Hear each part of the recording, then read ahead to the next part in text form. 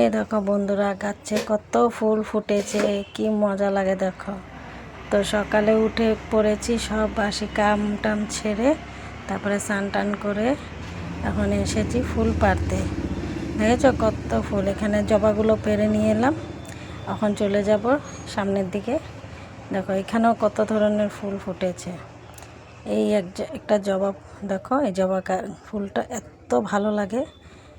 এটা আমি পারি না কোনো সময়, এটা এরকমই থাকে গাছে, কেউ পারে না। আমাদের বাড়িতে কেউ ছিঁড়ে না এই ফুলটা, খুব সুন্দর লাগে দেখতে, তার জন্য। তো তারপরে দেখো এই যে কত তুলসী গাছ, তুলসীর গাছের অভাব নেই। তারপরে এইগুলো ফুলও পেরে নিলাম।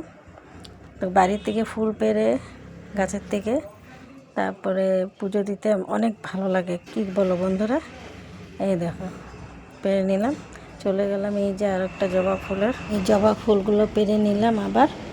এই দেখো জবা ফুলটা খুব ভালো লাগে দেখতে, খুব সুন্দর কালার। এইগুলোও নিয়ে নিলাম। তারপরে এবার চলে গেলাম নীলকণ্ঠ ফুল পাড়তে। এই দেখো অনেক ধরে নীলকণ্ঠ ফুল, অনেক ধরে, খুব ভালো লাগে নীলকণ্ঠ ফুলগুলো। দেখো থোকা নীলকণ্ঠ, এগুলো দেখতে খুব ভালো লাগে। এই যে পেরে নিলাম। গাছে দিয়ে ফুল পেরে পুজো দিতে আমার তো খুব মজা লাগে। তোমাদের কেমন লাগে বলবে। তো আমার ফুল পাড়া হয়ে গেল, এবার চলে যাব পুজো দিতে। নিয়ে নিলাম সব ফুল, এখন চলে যাব পুজো দিতে। তো আমার ভিডিও যদি তোমাদের ভালো লাগে তো একটু লাইক কমেন্ট করে দেবে, শেয়ার করতে হবে না। তো দেখো আমার পুজো দেওয়া হয়ে গেছে, কি ভালো লাগছে দেখো ফুলগুলো দেখতে, অনেক ভালো লাগে তাই না। তো এই পুজো টুজো দেওয়ার পর এখন রান্না করব, রান্না করে ছেলেকে খাওয়িয়ে স্কুল পাঠিয়ে দেব।